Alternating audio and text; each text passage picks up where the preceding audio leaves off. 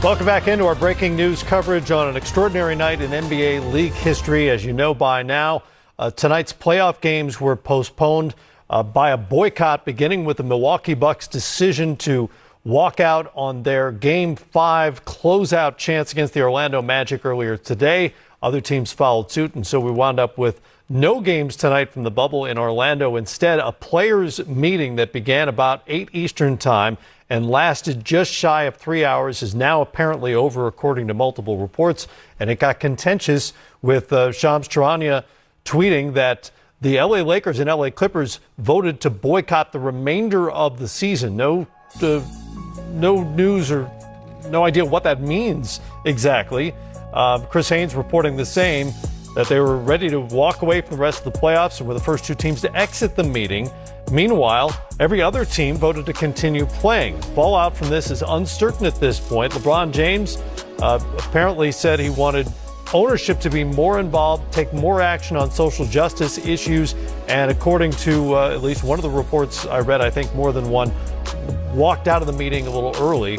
3D, I don't know what to make of this in terms of what it means for the duration of the season. Is it majority rule? That's the way Players Association things typically work. This doesn't sound like necessarily an official Players Association kind of vote.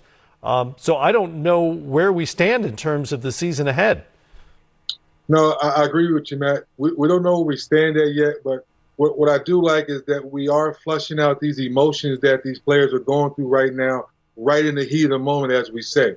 So with that being said, I know we're having a conversation before we come on air that some players knew that if they wanted to leave the bubble because they felt uncomfortable either with the pandemic situation or with the social injustice, you may leave the bubble.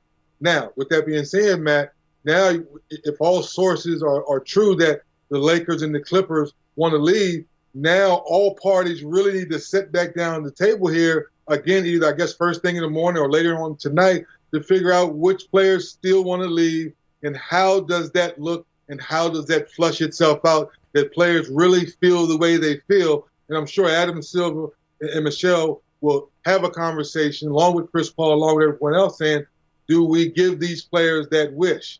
And what does that look like? What players still want to stay? So as these conversations still go on, Matt, I'm just happy the guys are willing to put it all on the line now and flush it out now so we can get to the next phase.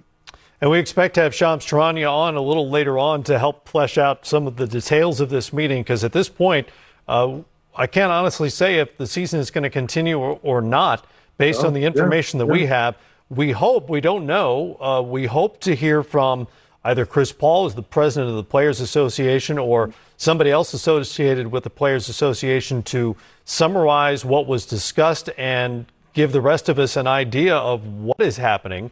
I think there's a general expectation that tomorrow's games will be at minimum postponed, and then we'll see where we are on Friday. But again, at this point, we don't really know. Stephanie Reddy has been covering this extraordinary day from the bubble in Orlando, and Stephanie is with us now from the Disney Resort. Stephanie, for folks who are maybe a little late to this story, who weren't around at 4 this afternoon when this thing first started brewing with the Bucks making the decision not to come out and not to play today, can you kind of take us through the progression of what has happened today as you understand it?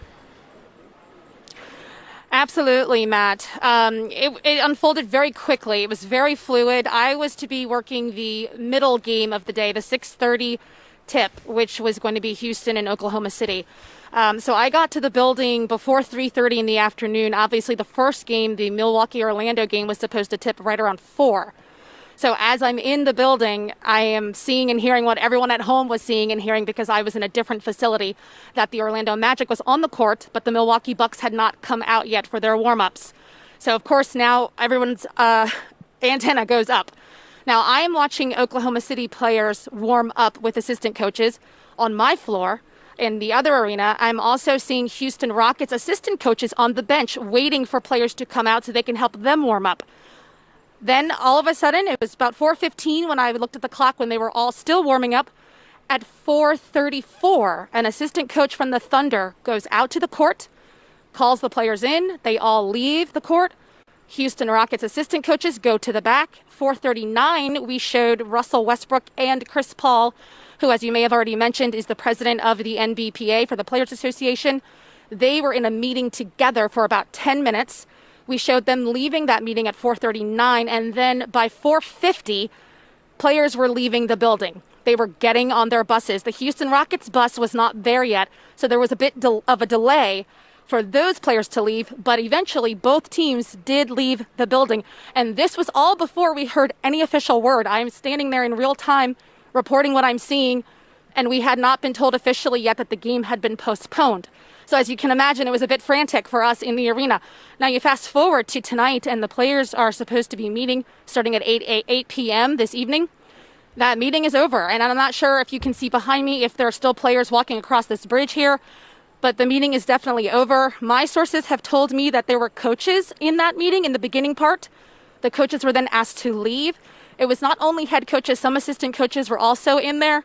And I'm sure you've seen the reports about the teams that voted to play, teams that voted against playing. And as you stated so well, Matt Weiner, that means there's some ambiguity on what will happen with this season. Will we be proceeding? Now, I did talk to another source who told me just moments ago they were prepared to play tomorrow, and I mean Thursday, but that they have been told there will be no games on Thursday.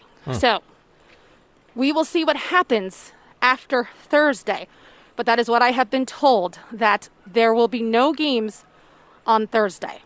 Well, it's interesting, Stephanie, that timeline really amplifies that the players did not have a unified front on this, at least as of this afternoon, evidenced by the fact that the Magic were on the floor ready to play. And you mentioned the other teams for the 6:30 game were ready to play as well. It was the Bucks that started this.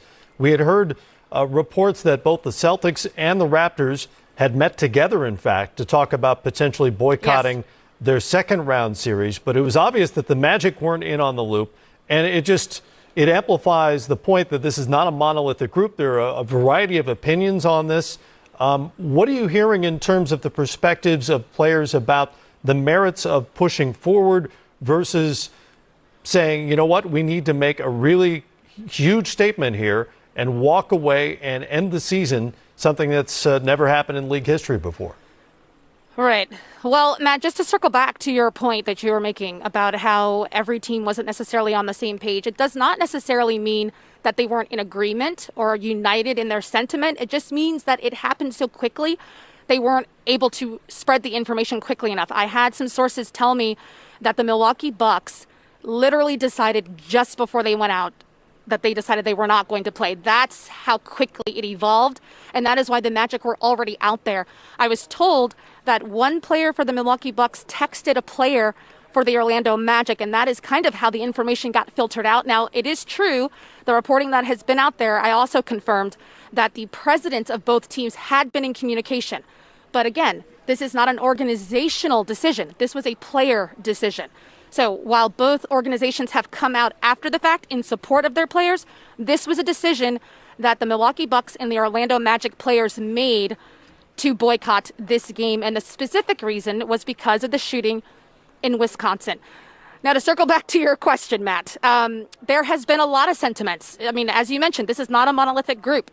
This is hundreds of players, and they all have different stakes in this game. You can talk simply about the competition and not even talk about anything going on outside this bubble. And obviously, they're here to win a championship. They're also here to use their platform. That was part of the deal, if you will, coming to the bubble, because they knew it would be an extended, amplified platform so they can use their voices to try to affect change. So I think the players see the value in both. I think they see the value in doing what they did today, boycotting, stopping play, because, as you know, it's been newsworthy. It wasn't just the NBA. The WNBA decided that they were not going to play their 3 games. Major League Soccer had 5 games postponed. Major League Baseball had 3 games postponed. And also, when you take a look at tennis, Naomi Osaka, she said she will not be playing tomorrow. She will also be boycotting in her semifinal match. So this has turned into quite a movement led by the NBA. No surprise, they've always been on the forefront of this. Matt, we just don't know what the end result will be. Stephanie, I have a question for you. We know George Hill has really been outspoken. We used the phrase platform, and this has been a great platform for him and Sterling Brown. Was he one of those guys for the Bucks that led the charge early in the locker room that made this spontaneous, leadership as far as not playing tonight? Have you heard that? I have not heard that specifically. And I will say this, Dennis, I think part of the story here is that the reason why there is a lot of ambiguity and a lot of uncertainty is because the players are really genuinely trying to present a united front. Even with the people that I've been in communication with, they've been very specific in not being specific, if you know what I mean. They're not saying names. They're saying we, a lot of united fronts, we stand together, those sorts of statements, which I can respect and appreciate. So I cannot answer that question specifically, but we do know, as you said, George Hill has been very vocal even before this happened. Stephanie, it's a lot to keep track of down there. We appreciate your efforts throughout the day to stay on top of it for us. And we will talk to you soon. Stephanie Reddy with us from the bubble in Orlando, where things are very much up in the air right now, 3D. Tweet from Adrian Wojnarowski a few moments ago about the Laker and Clipper votes. He writes that it was, quote, considered more of a polling than a final vote. The resumption of the playoffs still remains up in the air. That addresses the question we had off the top. What does that mean? The Clippers and Lakers voted not to continue. The question for me, and there are hundreds of different perspectives on the issue. Players, by and large, want to call attention to social injustice. They want to do the right thing. They want to encourage folks back in their communities to affect change in some meaningful way.